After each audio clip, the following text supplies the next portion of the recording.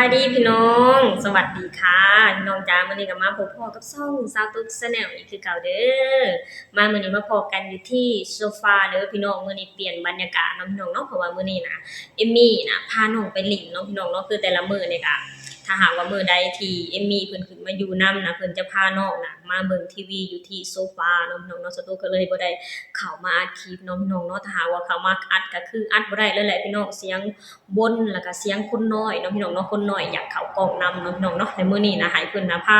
น้องไปเล่นพี่น้องสาวตุ๊กก็เลยเข้ามาอัดคลิปอยู่ที่โซฟาแทนเนาะพี่น้องเนาะมาพี่น้องมามื้อนี้ก็เฮาก็มาเว้าถึงครอบครัวศรีวิไลเนาะพี่น้องเนาะครอบครัวศรีวิไลและน้องธิดาลาวดาราตัวน้อยของเฮาเนาะพี่น้องเนาะคือเมื่อคืนนี้ก็ทางครอบครัวเพิ่นได้โพสต์ลงเนาะพี่น้องว่าทางครอบครัวศรีวิไลน่ะได้ขึ้นไปร้องเพลงอยู่ที่งานบวชเนาะพี่น้องนี่พี่น้องครอบครัวเพิ่นโพสต์ลงเนาะพี่น้องเนาะทางครอบครัวศรีวิไลได้ขึ้นไปร้องเพลงอยู่คืนนี้เป็นแขกรับเชิญเนาะพี่น้องเนาะร้องเพลงบ้านหนองงูเหลือมตำบลเค็งใหญ่อำเภอหัวตะพานจังหวัดอำนาจเจริญเนาะพี่น้องเนาะโอ้ยพี่น้องเป็นแบบว่าน้องธิดาลาวก็ได้รับโอกาสดีๆอีกแล้วเนาะพี่น้องเนาะน้องได้รับโอกาสดีๆจากทางผู้ใหญ่ใจดีจากทางฝั่งไทยเนาะพี่น้องเนาะซึ่งภาพบรรยากาศเมื่อคืนนี้พี่น้องสตุ๊กเบิ่งแล้วนะคะเป็นภาพบรรยากาศที่ค่อนข้างมีความสุขเนาะพี่น้องเนาะน้องธิดาลาวก็ขึ้นไปร้องเพลงอยู่ที่บนเวทีพี่น้องขึ้นไปเสิร์ชสายเนาะพี่น้องเนาะอยู่หน้าเวทีก็มีทาง FC แฟนคลับหรือทางผู้เฒ่าเนาะพี่น้องเนาะเพราะว่ามื้อคืนนี้ก็ค่อนข้างมีผู้ที่ผู้ที่สูงอายุนะพี่น้องค่อนข้างหลายเนาะพี่น้องเนาะเพราะว่าเป็นงานบวชนะพี่น้องทาง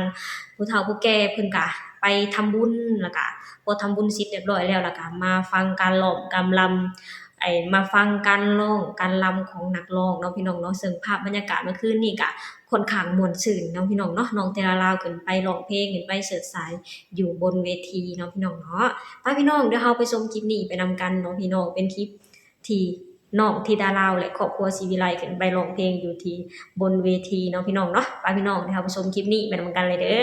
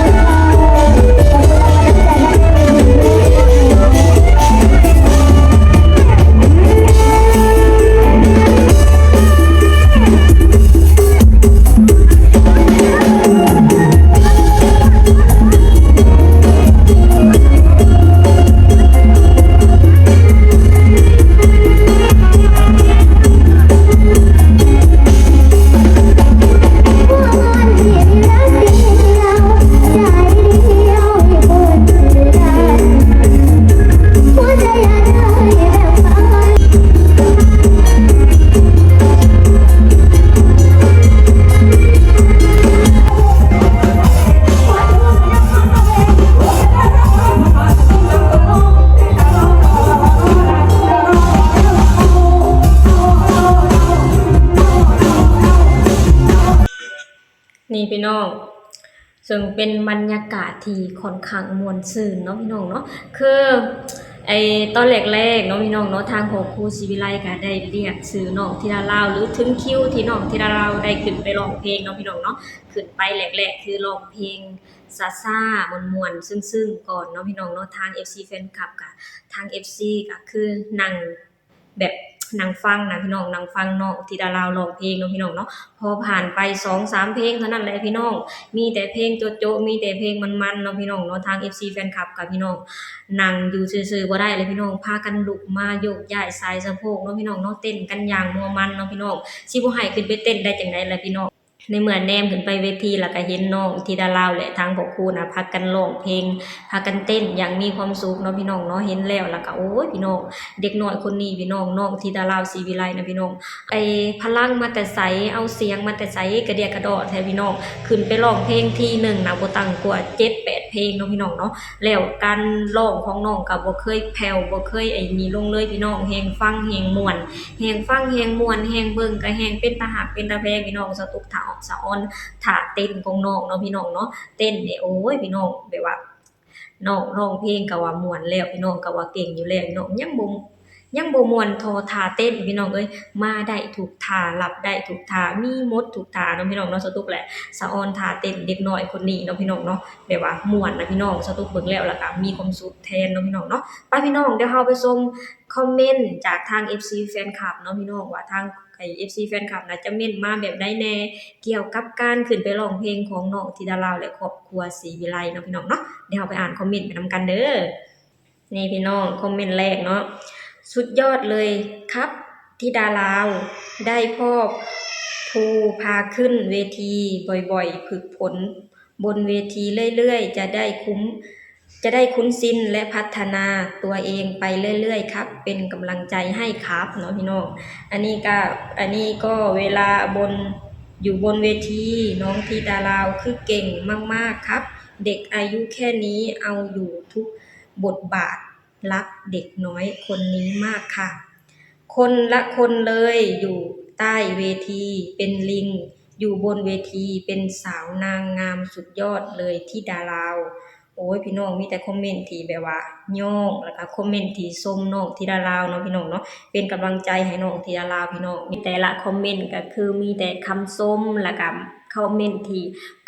ทำนองให้กำลังใจทางน้องธิดาลาวแล้วก็ทางครอบครัวศรีวิไลเนาะพี่น้องเนาะคือแบบว่าสตุกก็เป็นคนหนึ่งเด้พี่น้องที่ติดตามน้องธิดาลาวและครอบครัวศรีวิไลอยู่ตลอดเวลาเนาะพี่น้องคือแต่ละมื้อน่ะเพิ่นไลฟ์สดน่ะสตุกก็คือสตุกบ่ได้เบิ่งเด้อพี่น้องสตุกก็ง่วงนะพี่น้องเพราะว่าอยู่บ้านของสตุกก็ค่อนข้างนอนไวเนาะพี่น้องเนาะแต่ว่าสตุกจะบ่ได้เบิ่งไลฟ์สดของ